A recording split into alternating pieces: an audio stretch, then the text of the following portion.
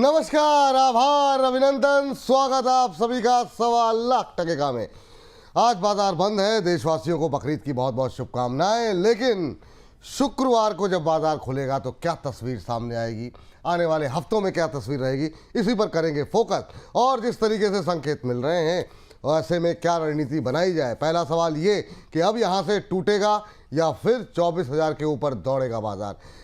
कच्चे तेल में जिस तरीके से फिर से वोलेटिलिटी देखने को मिली है उसका क्या होगा असर। तीसरा महत्वपूर्ण सवाल, अमेरिका और ईरान के बीच से फिर से जिस तरीके से तनाव बढ़ता हुआ दिखाई दे रहा है, क्या ये बढ़ाएगा बाजार की टेंशन, जो कि हमारा थंब भी है आज का। इसके अलावा जिस तरीके से अदानी ग्रुप के शेयर चल रहे हैं वहाँ पे क्या करें। इसके अलावा पावर सेक्टर में जो रिकवरी आ रही है वहाँ पे कहाँ खरीदारी करनी चाहिए। कल की तैयारी आज करने की कोशिश होगी और आने वाले हफ्तों की तैयारी आज करने की कोशिश होगी। जून सीरीज़ की तैयारी आज करने की कोशिश होगी। रोशनी तवलास्कर जी का, और ये कह रही कि IRFC के बारे में बता दीजिए। तो IRFC, अरुण सर आप शुरू कीजिए सर। क्या करना चाहिए सर? बीच में एक रिकवरी आई थी सारे रेलवे में, फिर थोड़ा सा ठंडा पड़ता हुआ दिखाई दे रहा है। 9900 के बीच में रेंज में ट्रेड करता हुआ। IRFC से आपकी क्या उम्मीदें हैं? अब इन्होंने ये नहीं बताया इन्होंने ले रखा है नहीं ले रखा है। कुछ एक सवाल थे जो जिन्होंने हायर लेवल पे ले रखा था, कुछ लोगों ने फ्लैट 104 के आसपास ले रखा है। अभी क्या करना चाहिए सर? विपुल जी, दो तरीके की राय इसमें दे सकते हैं। पता नहीं इन्होंने लिया है शॉर्ट टर्म के लिए लेना है या लॉन्ग टर्म के लिए। शॉर्ट टर्म के लिए अगर विपुल जी ये लेना चाहते हैं या फिर ले चुके हैं तो 94 का स्टॉप लॉस लगा के ये ले भी सकते हैं, या फिर अगर लेना ले चुके हैं तो 94 का स्टॉप लॉस लगाएं। लॉन्ग टर्म में भी मुझे लग रहा है अगर इनकी ऊपर की बाइंग है तो भी हमारी होल्ड की ही सलाह है विपुल जी, क्योंकि थोड़ी बहुत दिक्कतें जरूर है सेक्टर में। रिजल्ट्स काफी अभी भी लास्ट 3 क्वार्टर से खराब आ रहे हैं, पर काफी बड़े अनाउंसमेंट्स रिसेंटली रेलवेज में हुए हैं। मुझे लग रहा है आने वाले दिन में भी आपको अनाउंसमेंट्स होते हुए नजर आएंगे। RBI ने अच्छा आप कह सकते हैं डिविडेंड भी दिया है, साथ में कैपेक्स के प्लान में अभी तक कोई कटौती नहीं हुई है। कि मार्केट की एक्सपेक्टेशन थी कि शायद इस वॉर के बाद कोई कटौती कैपेक्स में देखने को मिले, तो वहां पे भी कोई नेगेटिव कमेंट्स नहीं आए। तो ये पूरी दो तरीके की राय है। अगर शॉर्ट टर्म के लिए लिया है या लेना चाहते हैं तो 94 का स्टॉप लॉस जरूर लगा के रखे। लॉन्ग टर्म मेरी सलाह स्टॉक में होल्ड की ही रहेगी। होल्ड की रहेगी। अच्छा, नई खरीदारी के लिए कोई संभावना है क्या सर इसमें, या नीचे आने बिल्कुल विपुल जी, बिल्कुल विपुल जी, कल शायद आपको मंडे थोड़ा नीचे भी मिल जाए, इसलिए अगर पोर्टफोलियो में लेना चाहते हैं तो ले सकते हैं। लेकिन विपुल जी एक ही चीज का ध्यान रखना है, ये मार्केट के साथ चलने वाला स्टॉक नहीं है।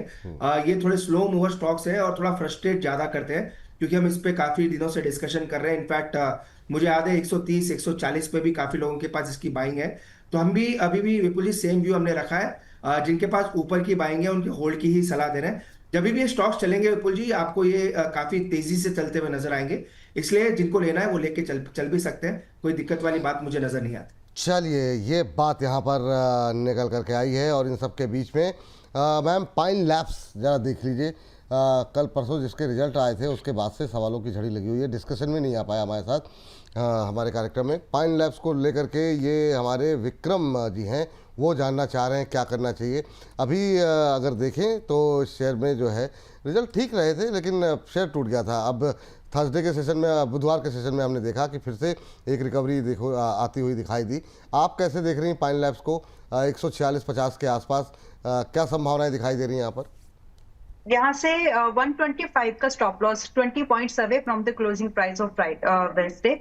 यहाँ से अगर हम एक बाइंग व्यू लें 20 पॉइंट के स्टॉप लॉस पर, तो 170 एंड मिनिमम 170 एंड 192, ये दो टारगेट्स मुझे लगते हैं कि स्विंग के तौर पर आपको दिख सकते हैं। तो फिलहाल के लिए फ्राइडे आपको मतलब 140 145 इस रेंज में मिले तो आप बाइंग का व्यू लेकर के चल सकते हैं, क्योंकि रिस्क छोटा है, अच्छा खासा स्टॉक गिरा है। एंड अब यहाँ से थोड़ा बहुत रिकवरी की एक्सपेक्टेशन आप रख सकते हैं, considering the numbers and the market position. तो करंट लेवल से भी खरीद सकते हैं? हाँ जी, 140 145 की रेंज में फ्राइडे मिलना चाहिए, मिल जाए। चलिए ठीक है, देखते हैं। और इस बीच 1000 से ज़्यादा लोग छुट्टी के दिन भी हमारे साथ जुड़े हुए हैं, तो आप सभी लोगों का बहुत बहुत धन्यवाद। आप लोगों से हमेशा एक ही रिक्वेस्ट रहती है कि जो लोग सो रहे हैं दोपहर की नींद, उनको जगाइए, उनको भी कहिए कि इस कार्यक्रम के साथ जुड़े। ज़्यादा से ज़्यादा लोगों तक कार्यक्रम को पहुंचाइए। ट्विटर, फेसबुक, जिस भी सोशल मीडिया प्लेटफॉर्म पे हैं वहाँ पे शेयर कीजिए, व्हाट्सएप स्टेटस पे लगाइए, और हम लोग आपके सवाल लेते हैं। तब तक चलिए आगे बढ़ते हैं। और सर संवर्धना मदरसन को लेकर के नीरज यादव जी हैं और भी एक दो सवाल और आए हुए थे। संवर्धना मदरसन को लेकर के अभी क्या किया जाए सर?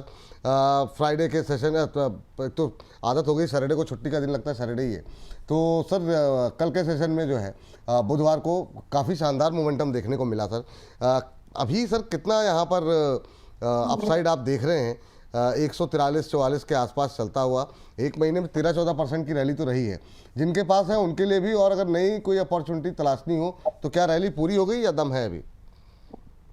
विपुल जी, ये हमारा दिवाली पिक रहा है, आपसे भी हाँ, मैंने शेयर किया था। बिल्कुल मुझे बिल्कुल। याद है 118 के आसपास था विपुल जी, जितना मुझे याद है 149 इसके टारगेट है। रिसेंटली भी हमने रिकमेंड किया है विपुल जी, जब इसमें रिजल्ट्स आए थे 5 दिन पहले। एग्जैक्ट प्राइस की अगर मैं बात करूं तो 135 के आसपास स्टॉक था Vipul ji. Excellent results plus excellent breakout, ये कॉम्बिनेशन काफी स्ट्रांग होता है मार्केट में। नो डाउट मार्केट का रिएक्शन इसमें भी जरूर आएगा अगर थोड़ा बहुत नीचे आना है, पर मुझे लग रहा है 153-153 के टारगेट्स इसमें जरूर देखने को मिलेंगे। दो तरीके के ब्रेकआउट है विपुल जी। एक ब्रेकआउट काफी अच्छा सीरियस होता है, ये सभी के लिए अच्छा है, सीखने के लिए भी। इनफैक्ट हमने भी ये काफी प्रयोग किया है। जब भी breakout Vipul ji with event आता है या विद रिजल्ट्स के जैसा इवेंट आता है तो ब्रेकआउट काफी अच्छा सस्टेन करता है, उसमें रिटर्न्स काफी अच्छे बनते हैं। तो मदरसन सुमे में उसी तरह का ब्रेकआउट आया है, मुझे लग रहा है 153 की तरफ ये स्टॉक बढ़ रहा है। चलिए, ये बात है संवर्धना मदरसन को लेकर के। मैम काफ़ी सारी क्वेरीज लगी हुई है लगातार जिस पे हम बातचीत कर रहे हैं। सुजलॉन अब ये अपने Yes. टारगेट के काफ़ी नज़दीक ये कल के सेशन में एकदम से आखिरी जो है आधे पौने घंटे में अच्छी रिकवरी यहाँ पर देखने को मिली और करीब 5-6% ऊपर बंद हुआ, 58 के आसपास पहुँच गया है। आपका टारगेट के नज़दीक पहुँच चुका है। अभी क्या करें? प्रॉफिट बुक करना है अगर फ्राइडे के सेशन में कुछ रिकवरी आती है तो, या फिर जो लोग खरीदना चाह रहे हैं उनके लिए क्या अब रैली मिस हो चुकी है? आपकी टिप्पणी क्या रहेगी? ओके, तो जब टारगेट हो जाए सबसे पहले तो मिठाई भिजवा देना। वाह। Anyways, just to on a lighter note कि देखिए स्विंग ट्रेडर्स के लिए तो फर्स्ट स्टेज रैली लिटरली हो गई है, क्योंकि अब जब आप यहाँ पर आएंगे, मुझे बहुत अच्छे से याद है विपुल जी, मैंने 55.30 पर भी बाइंग रेकमेंड कर दिया है कि ये लास्ट मौका है, क्योंकि लग ही रहा था कि इसके बाद नंबर्स आ गए, सब ठीक है, प्राइस स्ट्रक्चर ठीक ही है, तो इसका मतलब ऊपर जाना ही लग रहा है उसको। हम्म। तो अभी अगर नेक्स्ट सेशन में 55 तक भी मिले, 54-55 तक मिले, तो एक बार फिर से अटेम्प्ट कर लीजिए। You are lucky, you should consider yourself lucky कि आपको सुजलॉन में वापस से छोटे स्टॉप लॉस पर एंट्री मिल रही है। तो ये तो रेंज हो गया कि किन दिन से मिस हो गया। अगर डिप आया तो खरीद लें क्या?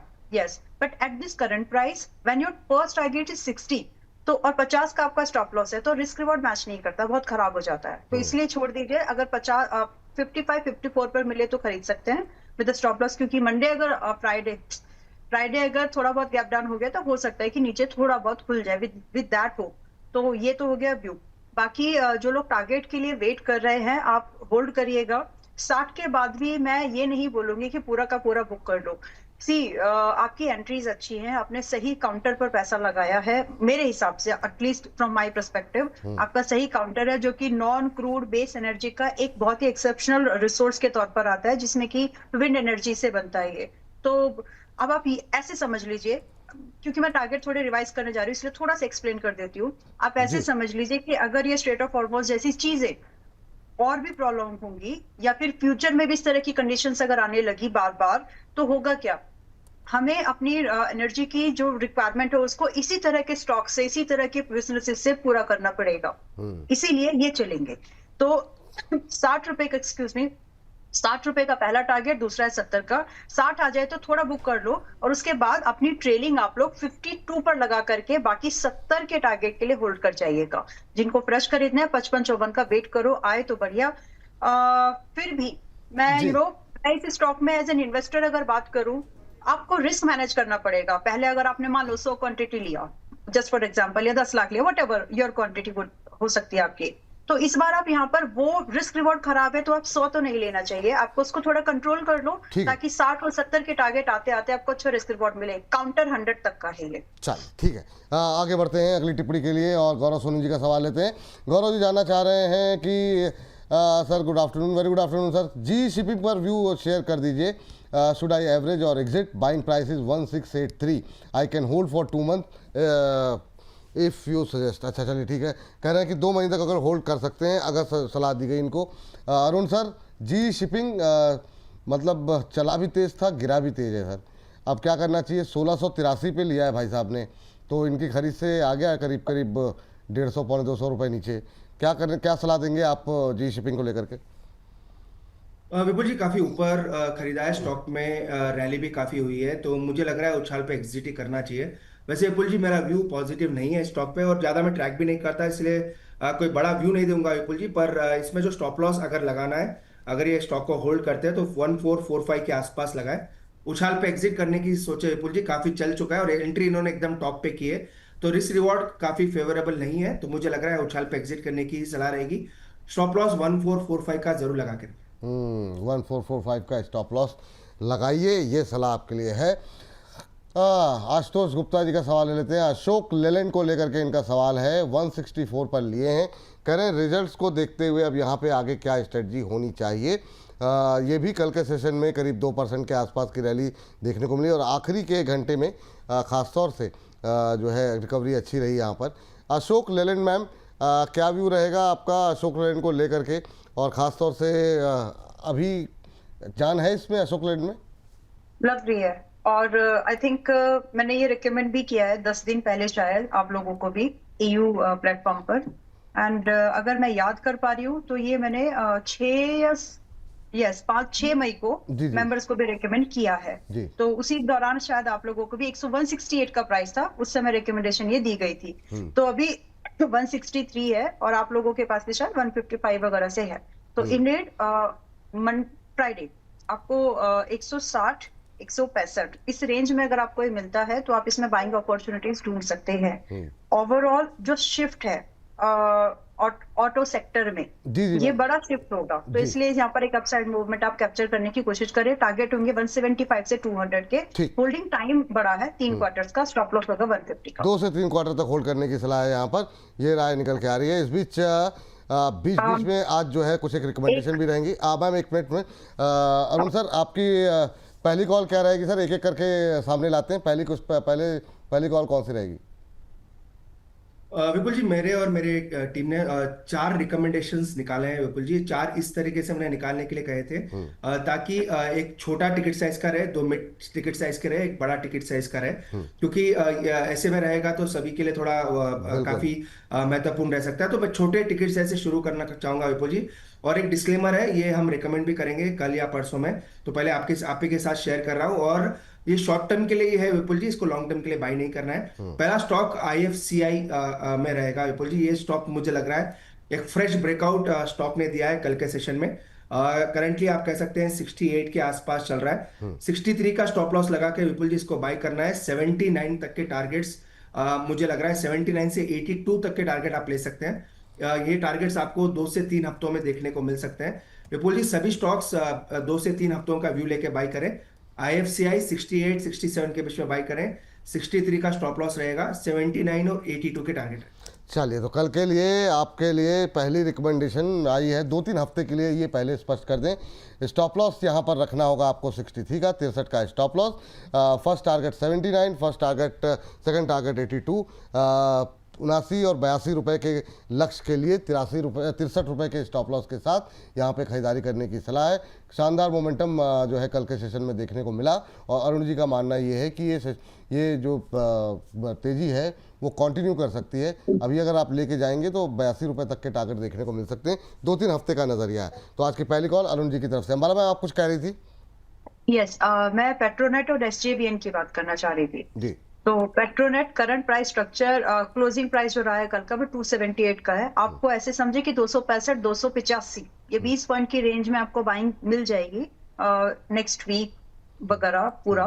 तो यहाँ से आप अपने स्टॉप लॉस 260 260 का मेंटेन करें और एक अच्छे टारगेट जिसमें आपको 305 305 और फिर 350, ये 2 टारगेट्स के लिए इसमें ट्रेड अपॉर्चुनिटीज ढूंढी जा सकती है। व्यू रखना है आपको लगभग 2 से 3 महीने का, तो ये एक अच्छा ट्रेड बन, हाँ जी, 2 से 3 महीने का। आप व्यू लेकर के जाइए, तो इसमें एक अपॉर्चुनिटी बन सकती है। चलिए सेकंड स्टॉक है ओके चलिए पेट्रोनेट एलएनजी पे खरीदारी करने की सलाह है, 2 से 3 महीने का नज़रिया है, ये भी सुनते रहिए आप लोग। IFCI में 2 से 3 हफ्ते का नज़रिया, यहाँ पर 2 से 3 महीने का नज़रिया, क्योंकि अगले ही दिन से लोगों की बेचैनी बढ़ जाती है, तो इसलिए स्पष्ट कर दें। जो है स्टॉप लॉस रखिए 260 का, 305, 350, 305, 350, ये 2 टारगेट यहाँ पर दिए गए हैं।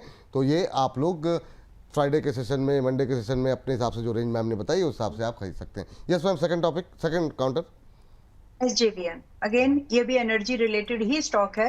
ये भी आपको 70-75 की रेंज में मिलना चाहिए नेक्स्ट वीक। पूरे 5-6 दिन का टाइम है, हड़बड़ी करने की जरूरत नहीं है। तो 70-75 की रेंज में आपको मिल जाना चाहिए। स्टॉप लॉस जो लो बना था पिछले महीने का वो है 65 का। आप अपना स्टॉप लॉस वही अपना 65 के स्टॉप लॉस के पास रखिएगा। एंड टारगेट रेंजिंग फ्रॉम 90, 115 रुपए के टारगेट मुझे यहाँ भी SJVN में आते हुए दिखते हैं। ध्यान दीजिएगा कि आपका सुजलॉन और SJVN लगभग सेम समय के आगे पीछे चलते हैं, तो जो मूवमेंट सुजलॉन ने ले लिया है SJVN का बाकी है। तो यहाँ आप जो लोग सुजलॉन मिस कर चुके हैं, स्पेसिफिकली दोज पीपल, आप चाहे तो यहाँ पर वो अपॉर्चुनिटी ढूंढने की कोशिश करिए, अभी ये चला नहीं है। तो रही बात 90 से 115 के टारगेट आपको यहाँ दिख सकते हैं। व्यू होना चाहिए आपका लगभग 1 महीने से 4 महीने का। 1 महीने से 4 महीने तक, 1 से 4 महीने के लिए SJVN पे खरीदारी करने की सलाह दी गई है। यहाँ पर स्टॉप लॉस 65, टारगेट 90, 115, 90, 115, 2 से 3 महीने का नज़रिया, 2 से 4 महीने कर लीजिए इसको।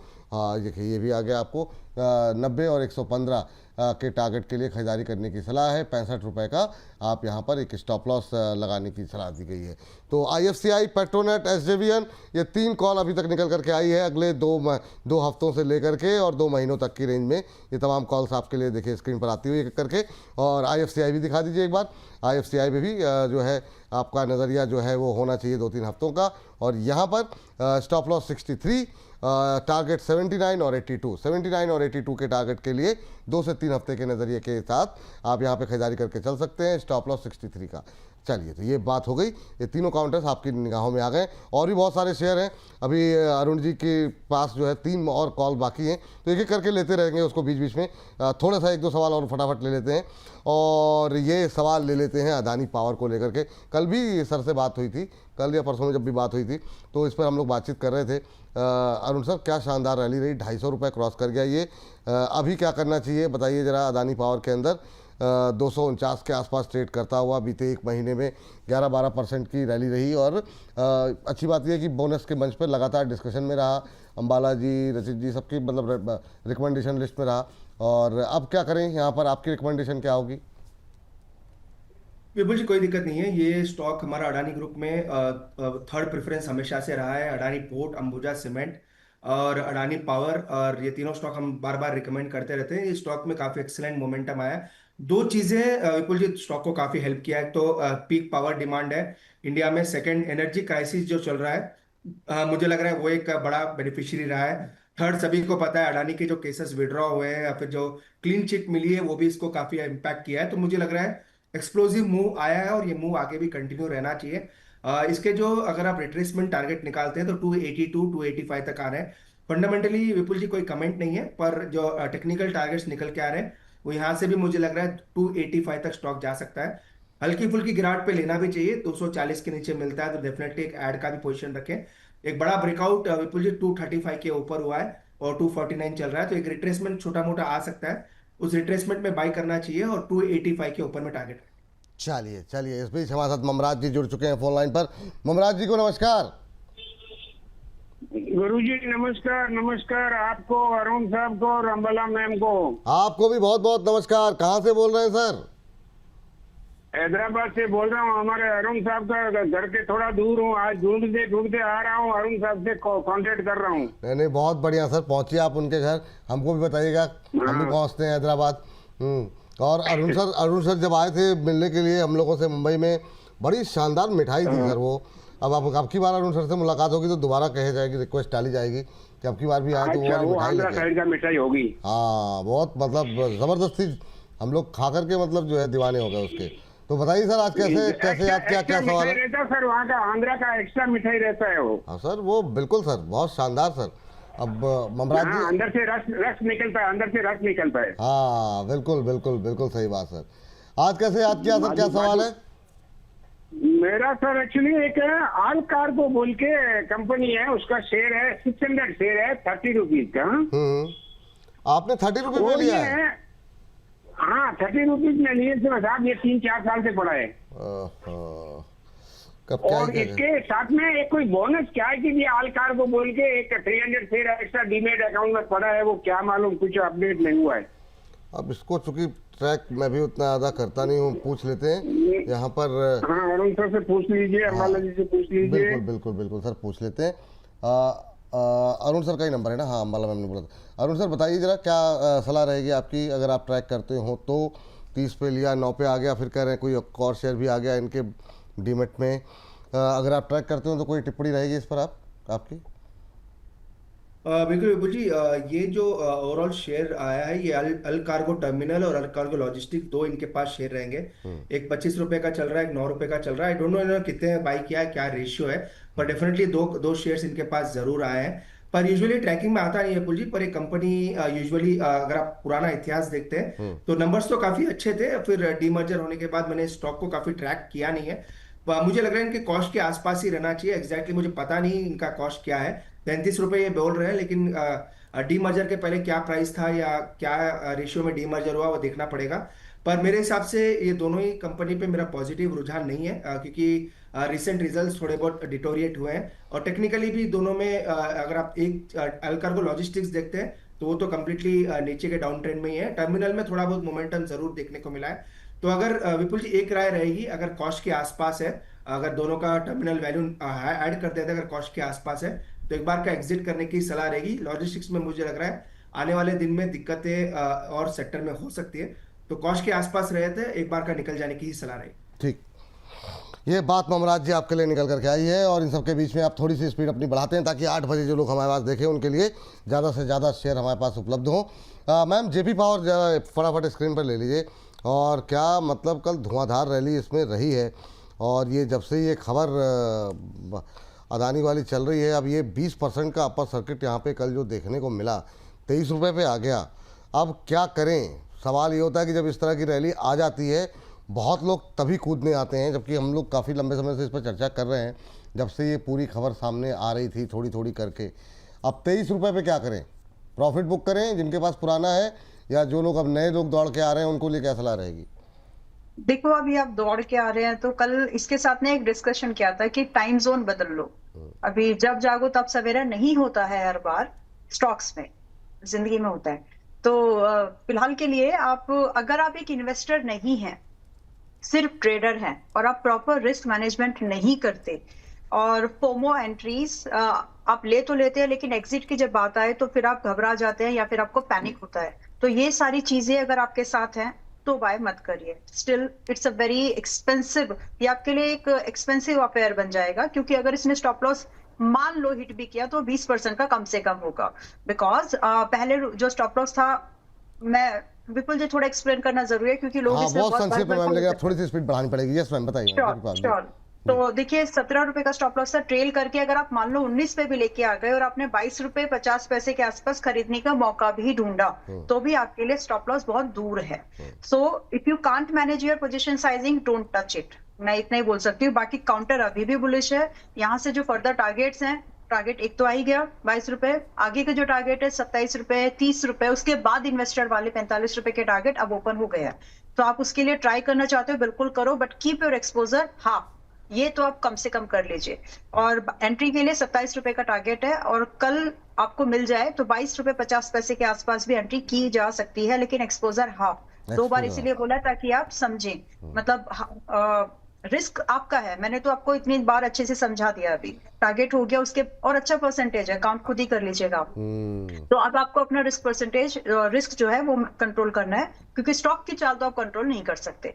तो manage your risk, but still a very bullish counter for the 27, 30, 35, 45 रुपए के टारगेट्स के लिए अब भी बाय कर सकते हैं। चलिए ठीक है, ये बात यहाँ पर जेपी पावर पे निकल के आई है। और इस बीच अनुराग जैन जी का सवाल आ गया है, कह रहे हैं कि विपुल सर हमारा भी सवाल ले लिया सर। और सवाल है इनका जेके टायर और अपोलो टायर पर। कह रहे हैं कि जेके टायर और Apollo tyre, which one is best for fresh investment for 6 month to 1 year view. तो सर जेके टायर के अभी हमने रिजल्ट भी देखे सर, रिजल्ट तो ठीक ठाक थे, पर कंसर्न चिंताएं जो हैं वो थोड़ा सा क्रूड का बढ़ना है। आप कैसे देख रहे हैं सर? और अगर इन दो में से चुनना हो तो आप किसे चुनेंगे, और चुनना चाहिए भी इस सेक्टर में से शेयर या नहीं, क्या व्यू आपका? ये बिल्कुल लेना चाहिए विपुल जी। सेक्टर काफ़ी अच्छा है। जब भी ऑटो में रिकवरी आएगी तो ऑटो के बाद जो रिकवरी पहले देखने को मिलती है ऑटो एंसिलरी में, वो आपको टायर स्टॉक्स में देखने को मिलेगी। और ईवी ट्रांजिशन हो जाए या कोई भी ट्रांजिशन देखे, पर टायर स्टॉक्स में मुझे लग रहा है डिमांड आपको अच्छी ही नजर आएगी।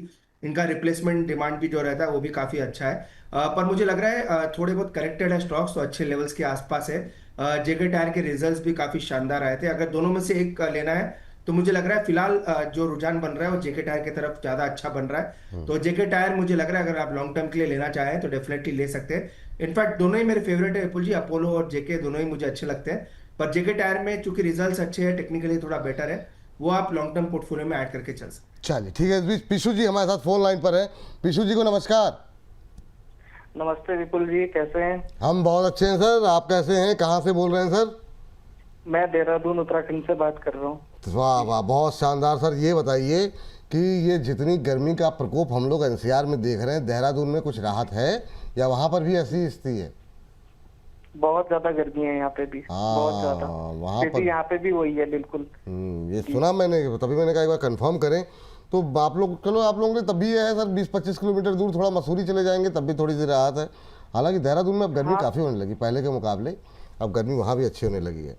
शहरीकरण हो गया, बहुत सारी चीजें हो गई, वही पूरा वैसा ही हो गया। बिल्कुल सही बात, बिल्कुल सही बात सर। कैसे लग रहा है प्रोग्राम सर आपको, और क्या सवाल है आज का? सर बहुत अच्छे लग रहे हैं प्रोग्राम्स वगैरह।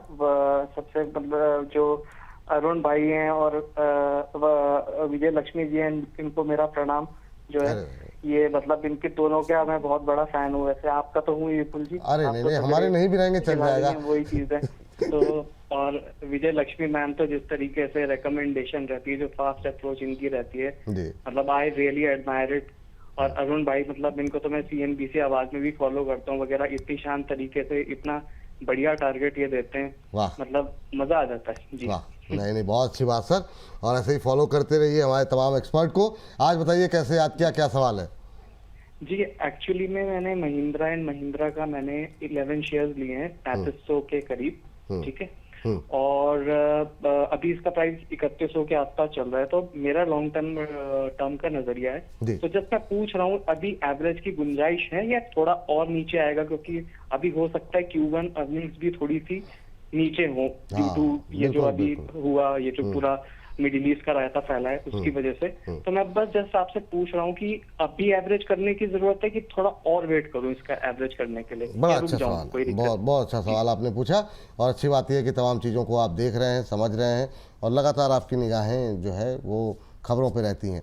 अरुण सर बताइए, M&M क्या करना चाहिए, कि अभी एवरेज करें, थोड़ा नीचे आने के बाद एवरेज करें, और नज़रिया क्या है सर आपका?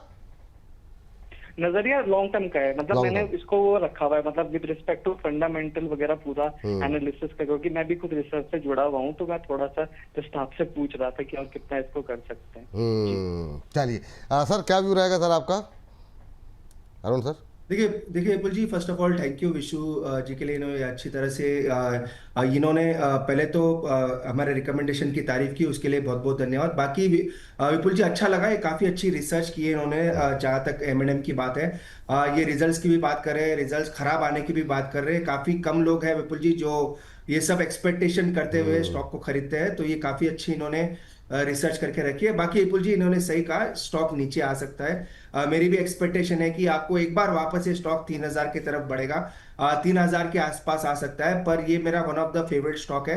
आप देखेंगे विपुल जी, जब भी ऑटो सेक्टर में वापस रिकवरी आएगी तो M&M वापस उसको लीड करता हुआ नजर आएगा, क्योंकि एक बड़ा कॉन्ग्लोमरेट है। अगर आप ईवी को देखें, ट्रक्स में देखें, या फिर एंसिलरीज में देखें, काफी अच्छा इनका ओवरऑल बिजनेस है। टेक्निकली अभी भी दूसरे ऑटो स्टॉक से थोड़ा खराब लग रहा है विपुल जी, इसलिए मुझे लग रहा है 3000 की तरफ बढ़ेगा। 3000 के आसपास अगर आता है तो अपॉर्चुनिटी मिस नहीं करनी चाहिए, वहां पे 100% इनको एवरेजिंग करें। ऐसा नहीं कि वहां से नहीं गिरेगा, हो सकता है 100 रुपए और वहां से भी गिर जाए अगर मार्केट का सेंटीमेंट खराब हो। पर 3000 के आसपास एक मल्टीपल फिबोनाची लेवल का एक सपोर्ट है, जो कि recent swing high swing low को अगर हम जोड़ते हैं तो उसका जो सपोर्ट लेवल आ रहा है 3030 के आसपास आ रहा है। तो 3000 से 3050 के बीच में अगर विपुल जी आपको ये स्टॉक मिलता है या इनको ये स्टॉक मिलता है तो वहां पे एड ऑन जरूर करना चाहिए। और एक चीज ये इनको ध्यान रखें, जो ये खराब रिजल्ट की बात कर रहे हैं ये मार्केट को भी पता है और ये थोड़ा प्राइस में भी आ चुका है, तो वो चीज का भी आप जरूर ध्यान रखें कि ऐसा नहीं है कि ये चीज मार्केट को पता नहीं है। इसलिए अगर करेक्शन मिलता है तो डेफिनेटली बाय करना चाहिए। और ऑटो सेल्स के नंबर पे ध्यान रखें, आज 27-28 तारीख है, 2 दिन या 3 दिन के बाद ऑटो सेल्स के नंबर्स भी आएंगे और पिछले 2 महीने के ऑटो सेल्स के नंबर्स काफी स्ट्रांग आए हैं, तो ये बात भी एक्सपेक्टेशन है शायद वो स्ट्रांग आए, तो वहां से मोमेंटम वापस बन सकता है। इसलिए करेक्शन पे 3000 के आसपास जरूर बाय करके चलना चाहिए। अच्छा चलिए ठीक है। अच्छा सर, जो है समय हो रहा है तो जरा दूसरी कॉल पे भी फटाफट नज़र डाल लेते हैं। दूसरी कॉल आपकी कौन सी होगी सर? विपुल जी, जैसा कि मैंने कहा एक छोटा स्टॉक है और एक छोटे स्टॉक के बाद 2 मिड वाले स्टॉक दे रहा हूँ जो मिड प्राइस आप कह के चल सकते हैं। टाटा कंज्यूमर के रिजल्ट्स विपुल जी ऐसे स्टॉक्स चुने हैं जहाँ पे रिजल्ट्स और ब्रेकआउट दोनों ही सपोर्ट कर रहे हैं। तो टाटा कंज्यूमर का रिजल्ट काफी स्ट्रांग आया था, रिजल्ट आने के बाद स्टॉक में ब्रेकआउट हुआ, ब्रेकआउट आने के बाद 7-8 दिन से स्टॉक नीचे आया और वापस सपोर्ट से पलटने की कोशिश कर रहा है। तो मुझे लग रहा है टाटा कंज्यूमर यहाँ से आउट परफॉर्मेंस दिखा सकता है। ज्यादा मैं टाइम नहीं लूंगा, 1202-1203 के आसपास चल रहा है, करंट रेट पे बाय करने की सलाह है। 1174 का स्टॉप लॉस रहेगा और 1267 और 1275 ये 2 टारगेट्स रहेंगे। तो टाटा कंज्यूमर मुझे लग रहा है ये स्टॉक काफी बेहतरीन परफॉर्म कर सकता है। और एक स्टॉक भी शेयर कर देता हूँ विपुल जी, सोना कॉमस्टार, ये भी मिड साइज टिकट काउंटर है, 617-618 के आसपास चल रहा है, 588 का स्टॉप लॉस रहेगा और 677 तक के टारगेट मुझे लग रहा है सोना कॉमस्टार में भी आपको देखने को मिल सकते हैं। तो ये दोनों ही रिकमेंडेशन 2 से 3 हफ्तों के लिए है और दोनों ही ब्रेकआउट वाले स्टॉक्स हैं, तो लेवल्स फॉलो करके डेफिनेटली बाय करके चल सकते हैं। चलिए, तो ये जो है यहाँ पर राय निकल करके आई है। पहले एक एक करके जरा टाटा कंज्यूमर पे भी नजर डाल लेते, तब तक सोना को रेडी कर लीजिए। टाटा कंज्यूमर पे 1174 रुपए का स्टॉप लॉस दिया गया है, 1267, 1275 2 टारगेट यहाँ पर दिए गए हैं, दोनों नोट डाउन कर लीजिए। सर ये नज़रिया सब पे 2-3 हफ्ते का है ना? बिल्कुल विपुल जी, जून आप कह सकते हैं जून 15 के अंदर तक ही नजरिया है, क्योंकि मुझे लग रहा है जून महीने से थोड़ा मार्केट ठीक रहना चाहिए, इसलिए बाय करके चल सकते हैं। बाय करके चल सकते हैं। ये बात टाटा कंज्यूमर, आपके लेवल्स आप लोग नोट करते रहिए कल के स्ट्रेटजी के लिए। और दूसरा सोना कॉमस्टार भी लेकर के आ जाते हैं और यहाँ पर भी खरीदारी करने की सलाह है, जहाँ पर 677 रुपये का फर्स्ट टारगेट दिया गया है और 588 रुपये के स्टॉप लॉस के साथ यहाँ पर खरीदारी करने की सलाह दी जा रही है। तो 677 का टारगेट रखें, 588 का स्टॉप लॉस। चलिए अंबाला मैम के पास चलते हैं। अंबाला मैम, 2 ऐसे शेयर हैं जिस पे कि काफ़ी सारे सवाल रहे हैं और दोनों ही छोटे शेयरों में हमारे शामिल रहा है और दोनों ने ही कल के सेशन में काफ़ी शानदार प्रदर्शन किया है। एक है मैम HFCL, 173 हो गया मैम देखते देखते और लगातार रैली रही है। और दूसरा मैम जो है ओला ले लीजिए। ओला में आपका फर्स्ट टारगेट 40 था कि 42 था, वो भी ऑलमोस्ट जो है अचीव होता हुआ दिखाई दे रहा है। अब क्या करें, यहाँ पर कल के सेशन में यहाँ पर भी बहुत शानदार तेज़ी रही और ये अपने पहले टारगेट के काफ़ी नज़दीक आ गया। दोनों में अभी क्या कर सकते हैं और जिनके पास है उन्हें क्या करना चाहिए, क्या व्यू रहेगा आपका? देखिए, जिनके पास है, पहले ओला इलेक्ट्रिक पर बात कर लेते हैं, आपकी स्क्रीन पर भी वही है। तो ओला इलेक्ट्रिक 42 का रिवाइज टारगेट है, पहले 40 था। जब दोबारा एंट्री थी, अब हाल फिलहाल वाले 3536 पर एंट्री जो मिली है, 37 पर भी, उनके लिए 42 और 50 के टारगेट से स्विंग ट्रेड के लिए, जो 1 से 3 महीने के व्यू पर है, मतलब 1 महीना हो चुका है क्योंकि मई गया, तो अभी बचा हुआ 1 और 3 महीने के व्यू पर आपको 42 एंड 50 के टारगेट्स बचते हैं। अब अगर आपको बाय करे या नहीं करे ये बड़ा सवाल है, तो आपका रिस्क रिवॉर्ड बहुत खराब हो रहा है। तो अगर आप हाफ एक्सपोजर पर एंट्री करना चाहते हो विद स्टॉप लॉस, पहले स्टॉप लॉस 31.50 का था, कल के मार्केट में बढ़िया चला है, तो अगर 38 रुपए के आसपास मिले तो 35 रुपीज का स्टॉप लॉस लगाकर आप 42 एंड 50 के टारगेट्स को अभी भी चेज कर सकते हैं। रही बात क्या 50 के बाद इसमें गुंजाइश नहीं है, दैट्स नॉट द व्यू, इसमें उसके बाद भी गुंजाइश है, तो आप आगे ट्रेल करते चलिएगा। तो वही बात है, फिर 38 के आसपास मिले तो खरीदारी करके चल सकते हैं। जिनके पास है please hold it tight, stop loss revise कर लो 35 पर। तो आपकी बाइंग जो थी उसके हिसाब से पहला स्टॉप लॉस 31.50 था, अभी छोटा हो गया, 35 का stop loss is more than enough based on the yesterday's closing. दूसरा स्टॉक है HFCL, 140 के भाव, पहली बाइंग विपुल जी 72 की थी, बट मोस्ट रीसेंट जो इस महीने पिछले 5-6 दिन के अंदर दिया था दैट वाज 140, तो 140 के भाव से 175 टारगेट दिया था, आ गया। आप यहाँ पर खुशी मनाओ और आधा प्रॉफिट बुक करो, क्योंकि फर्दर चलेगा। देखिए काउंटर फंडामेंटल स्ट्रक्चर बढ़िया है, फंडामेंटल रीजंस अच्छे हैं, इसलिए चल रहा है ये। तो जहां पर ये वाला और रिजल्ट्स अच्छे हो, तो जहां ये कॉम्बिनेशन मिल जाए तो आप उन स्टॉक्स को आगे, जैसे जब तक स्टॉक चल रहा है तब तक आप उसको उसके साथ बने रहिए। छोड़ना कब है ये बड़ा सवाल होता है, कि फिर निकले कब। जिस दिन आपको लगे कि आपका जो पुराना सपोर्ट बनता है, जिसमें कि जनरली 2 दिन लगातार गिरावट, अगर वहां पर आ गए तो उस समय पोजीशन चाहे तो छोड़ दीजिए। तो इस केस में अभी वैसा हुआ नहीं है, तो फ्रेश खरीदारी तो बिल्कुल नहीं करनी है, क्योंकि रिस्क रिवॉर्ड बचता नहीं है अभी ठीक। लेकिन जिनके पास है, you can still chase 190 next target जो था, उसके बाद 210। फिलहाल ट्रेलिंग भाव जो आप लोग है, अगर कल गैप डाउन हुआ वही निकल जाना, क्योंकि उसके बाद हो सकता है कि गिरावट थोड़ी गहरा जाए। तो एक ट्रेलिंग स्टॉप लॉस 155 का लगाकर ही मेंटेन करिए, अभी फ्रेश बाय नहीं करना, इसमें ओला में कर सकते हैं। चलिए ये बात ओला में कर सकते हैं, ये बात यहाँ पर निकल के आई है। चलिए अब एक साथ दो सवाल लेना पड़ेंगे जरा। सर एक तो हमारे दर्शक इतनी नाराजगियों के मैसेज रहते हैं, मैं समझ नहीं पाता हूँ कि कैसे खुश किया जाए हमारे दर्शकों को। एक दर्शक लिखते हैं कि आपको लाइक फॉलो करने का क्या फ़ायदा जब रिक्वेस्ट करने पर भी कोई सुनवाई ना हो। सर आपका सवाल ले लिया है। कावेरी डिफेंस 500 शेयर हैं, 61 रुपये 25 पैसे पे। सर एक ये ले लीजिए, एक सर आरवीएनएल या एनएलसी इंडिया में से एक कुछ चुन लीजिए सर आप। तो आप बताइए कि इन दो काउंटर्स पे अभी क्या राय रहेगी। 6125 पे कावेरी डिफेंस रखा हुआ है, और एनएलसी इंडिया पे कोई दूसरे दर्शक हैं उनका सवाल है। आरवीएनएल पे बहुत सारे लोगों के सवाल हैं, चूँकि रिजल्ट ख़राब रहे आरवीएनएल के। सर म्यूट है आप। रियली सॉरी विपुल जी, मुझे लग रहा है एनएलसी इंडिया पहले ले लेते हैं। एनएलसी इंडिया पे मेरी काफ़ी पॉजिटिव राय है। इनफैक्ट रिसेंट जो ब्रेकआउट हुआ है विपुल जी, हमने इसको रिकमेंड भी किया है। जहाँ तक टारगेट्स की बात है, मैं आपको टारगेट्स भी शेयर कर देता हूँ। ये स्टॉक मुझे लग रहा है यहाँ से काफ़ी अच्छा करेगा, काफ़ी अच्छे ट्रिगर्स भी है, रिजल्ट भी अच्छे आया है। पोजिशनल टारगेट विपुल जी हमने दिए हैं 385 390 तक के। तो एनएलसी इंडिया जिनके पास है या जिनको लेना है डेफिनेटली ले सकते हैं। अगर आप ट्रेडिंग के लिए ले रहे हैं तो स्टॉप लॉस 330 के नीचे लगा के लेके चलें। मुझे लग रहा है 380 385 तक के टारगेट्स एनएलसी इंडिया में जरूर देखने को मिल सकते हैं। तो एनएलसी इंडिया पे विपुल जी मेरी पॉजिटिव राय है, और हर करेक्शन पे स्टॉक को बाय करके ही चलना है। बाकी विपुल जी दूसरा स्टॉक आपने कौन सा बताया डिफेंस वाला? कावेरी डिफेंस करके सर एक कंपनी है, और वो 61 पे भाई साहब ने ली है। ये देखिए एनएलसी इंडिया के भी लेवल आ गए आपके स्क्रीन पर, और काफ़ी लोगों के सवाल थे इस पर लेकर के, और ये भाई साहब तो थोड़े से नाराज़ भी हो गए। अभी क्या अभी 65 पे चल रहा है, 61 पे इन्होंने लिया है, 2-3 रुपये बन रहे हैं, करना क्या है इनको? विपुल जी स्टॉक मेरे सॉफ्टवेयर पे आ नहीं रहा, आई डोंट नो इसका KAVVERI है वैसे। तब तो आप या तो आप आरवीएनएल ले लीजिए, कावेरी डिफेंस सर मैम को ट्रांसफ़र कर देते हैं। फिर मैम आप देख लीजिए एक बार जरा कावेरी अगर आपको मिल जाए तो, और तब तक आप आरवीएनएल पे बताइए सर जी। बिल्कुल विपुल जी, मुझे मिल गया है कावेरी डिफेंस। मेरे ट्रैकिंग में आता नहीं है, पर इसका ओवरऑल चार्ट ठीक ठाक है विपुल जी। अगर आप थोड़ा लंबा नज़ेरा रखते हैं तो इसमें डेफिनेटली बने रह सकते हैं।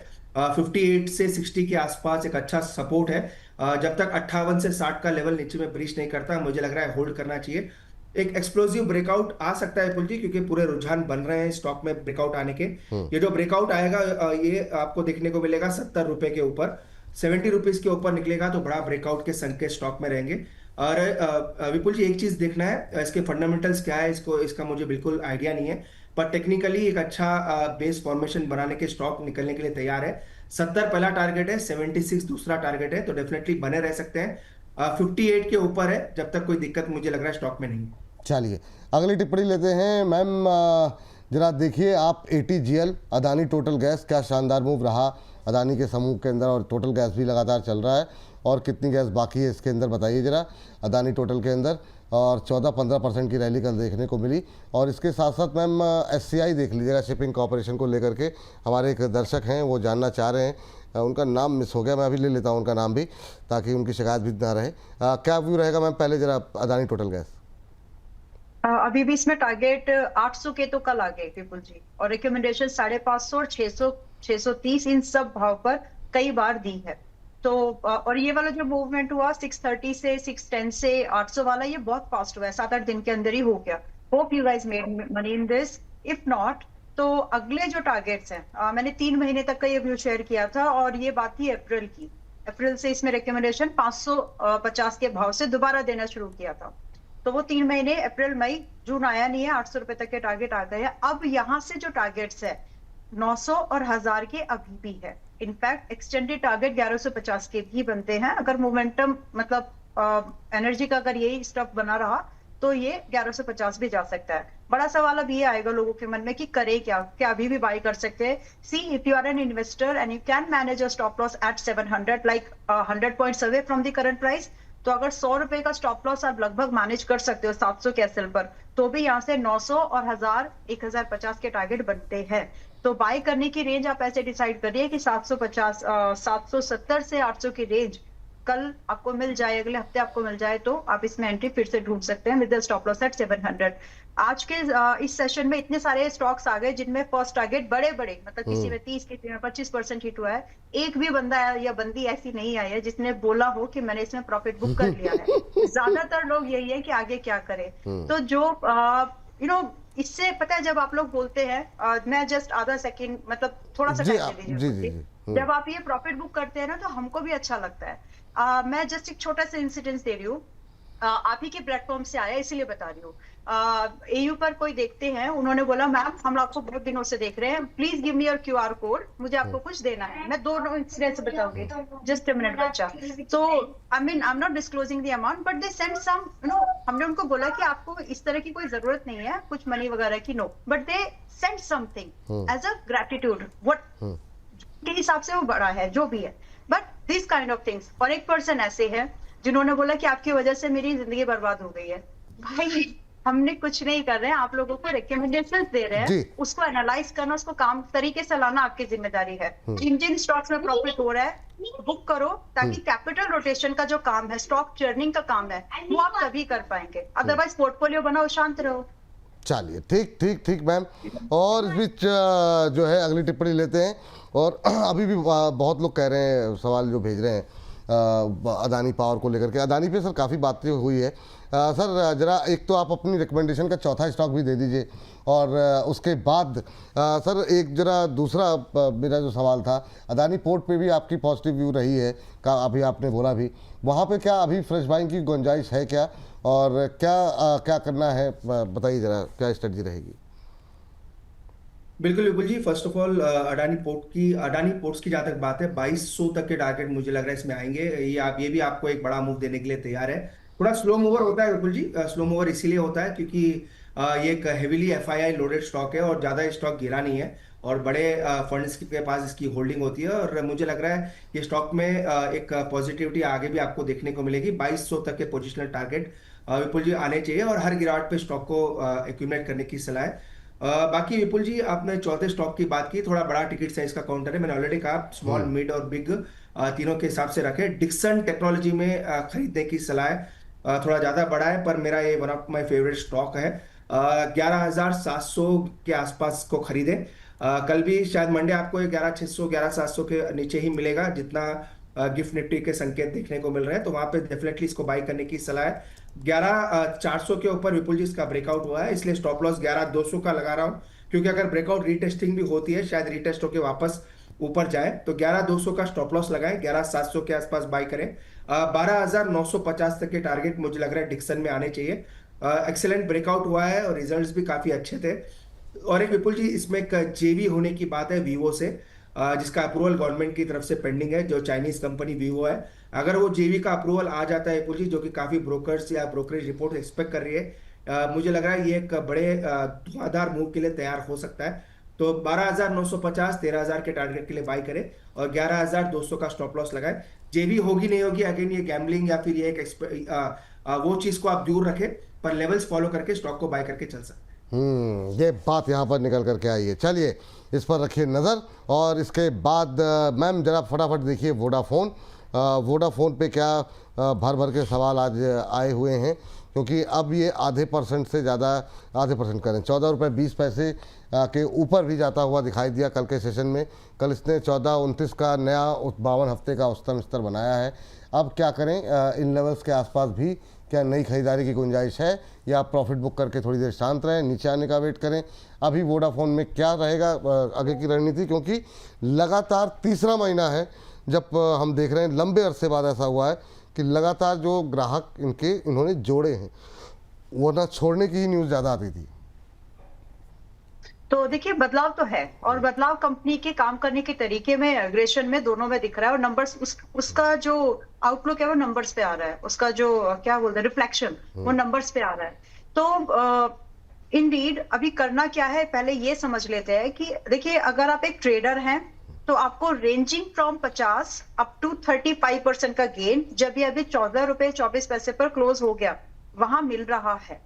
या तो 35% या अप टू 50% का गेन, आपने चाहे किसी भी रेंज पर खरीदा हो, क्योंकि वो रिकमेंडेशन रही है लगातार। तो ट्रेडर्स तो डेफिनेटली यहाँ पर अपने प्रॉफिट को बुक करो, एवरेज के लिए भी बोला था। तो ट्रेडर्स तो रेगुलर डेफिनेटली अपने प्रॉफिट को यहाँ पर बुक कर सकते हैं, मतलब एंड स्टे हैप्पी। अगर ये और ऊपर जाता है तो ये shouldn't be having any FOMO, इसी के जैसे कोई दूसरा स्टॉक ढूंढिए जहां मोमेंटम बन सकता है। But when you are an investor, आपको थोड़ा सा मैनेज करके अगर आप रिस्क को एडजस्ट कर ले, तो आगे के जो टारगेट है, टारगेट तो और भी बचे हुए हैं ना, 15 है, देन 18 है, वो टारगेट्स अभी भी पेंडिंग है। तो आप उन टारगेट्स के लिए 50% एक्सपोजर पर अपॉर्चुनिटीज को ढूंढ सकते हैं। जिन्होंने बिल्कुल मिस कर दिया, आप लोग थोड़ा दूर रहिए, क्योंकि स्टॉक 50% चला है, एक्चुअली 50 नहीं 70% से ज्यादा चला है एक महीने के अंदर, मतलब अप्रैल से अभी तक। तो एनी टाइम कोई भी healthy correction, healthy pull back, healthy word इसलिए यूज करिए क्योंकि जितना चला उसके हिसाब से 1/3 तो गिरावट आप एनी टाइम एक्सपेक्ट कर सकते हो। सो विद दैट व्यू, आपको अगर 20 से 25% का गिरावट कभी दिखे तो आप एंट्री के बारे में सोच ले, क्योंकि कंपनी में नंबर्स बदल रहे हैं। तो उसके हिसाब से आप चाहें तो इसमें गिरावट पर अप टू 20 to 25% की रेंज गिरे तभी खरीदना, वरना महंगा सौदा पड़ेगा। तो फिलहाल 50% एक्सपोजर पर तो जो लोग थे इन्वेस्टर्स, ट्रेडर्स वो बुक कर लो पूरा। इन्वेस्टर है तो आधा बुक करिए। ट्रेलिंग लेवल मेरे ध्यान में है 13 रुपए का लगाना जरूरी है, और अगर ये लेवल मान लो कि गैप डाउन से ही हो जाए किसी भी दिन, तो भी निकलना ही है। ऐसा नहीं कि रिकवरी एक्सपेक्ट करें एंड फोमो आ जाए फिर। तो फिलहाल दिस इज द व्यू। चलिए ठीक है, जरा फटाफट लेकर के आ जाइए उन 6 शेयरों को, एक एक करके हम दिखाई देते हैं। डिक्सन से शुरुआत करना चाहेंगे। डिक्सन पे खरीदारी करने की सलाह दी गई है। अरुण जी के जितने भी रिकमेंडेशन है उसमें 2 से 3 हफ्ते का नज़रिया है, ये ध्यान में रखें। 11,754 पे चल रहा है, टारगेट दिया गया है 12,950 का। स्टॉप लॉस भी जो है अरुण जी की तरफ से ही दिया गया है, तो अगर आप टारगेट ध्यान रख रहे हैं तो स्टॉप लॉस का भी ध्यान रखें। 11,200 रुपये का है, वो अवश्य ध्यान रखें। इसके अलावा अगली कंपनी लेकर के आ जाइए। इसके अलावा SJVN अंबाला जी की तरफ से खरीदारी की सलाह दी गई है। 90 और 115 दो टारगेट यहाँ पे खरीदारी करने की सलाह दी गई है, और 65 का एक स्टॉप लॉस लगा करके चलें। ये नज़रिया यहाँ पर मैम ने 2 से 3 महीनों का दिया है। तो टाइम फ्रेम जो बहुत लोग पूछते हैं, 2 से 3 महीने के टाइम फ्रेम के साथ यहाँ पे आप पोजीशन बनाएं। इसके अलावा अगली कंपनी लेकर के आते हैं। अगली कंपनी है पेट्रोनेट LNG। ये भी VL अंबाला जी की तरफ से दिया गया है, और यहाँ पर उन्होंने 305 और 350 दो टारगेट सेट किए हैं। और यहाँ पर एक स्टॉप लॉस जो आपको दिया जा रहा है वो 260 का है। स्टॉप लॉस और टारगेट दोनों नोट डाउन करें। बहुत लोग स्टॉप लॉस को पे ध्यान नहीं देते हैं, तो वो बाद में फिर सवाल करते हैं। यहाँ पर भी आपको 2 से 3 महीने का नज़रिया रखना होगा पेट्रोनेट पे। IFCI अरुण जी की तरफ से कॉल आई है, जिसपे कि 2 से 3 हफ्ते हैं। यहाँ पर 2 से 3 हफ्तों में वो 82 तक के टारगेट देख रहे हैं। उससे पहले 79 का पहला टारगेट होगा। एक स्टॉप लॉस जो सजेस्ट किया गया है वो अवश्य ध्यान रखें, 63 का। 63 रुपये के स्टॉप लॉस के साथ 79 और 82 तक के टारगेट देखने को मिल सकते हैं। और अरुण जी की तरफ से टाटा कंज्यूमर पे खरीदारी करने की सलाह दी गई है, और यहाँ पर 1174 रुपये 1174 का स्टॉप लॉस, 1267 का टारगेट। सेकंड टारगेट 1275 का, 1267 1275 ये दो टारगेट दिए गए हैं, और अभी चल रहा है 1205 के आसपास। 1174 का स्टॉप लॉस लगाएं। और लास्ट शायद सोना कॉम स्टार था, हाँ सोना BLW प्रिसीजन के नाम से अब जाना जाता है। करीब 3% के आसपास की तेज़ी यहाँ पर देखने को मिली है कल के सेशन में। 588 का स्टॉप लॉस लगाइए, और एक टारगेट जो 2 से 3 हफ्ते के लिए, 2 से 3 हफ्ते का नज़रिए के साथ 670 के टारगेट यहाँ पर दिए गए हैं। टाइम फ्रेम बार बार दोहरा दिया गया है इनमें, तो इस बात का ध्यान रखें। NLC इंडिया पे भी NLC इंडिया पे 380-85 तक के लेवल देखने को मिल सकते हैं। 330 का एक स्टॉप लॉस लगाने की सलाह दी जा रही है।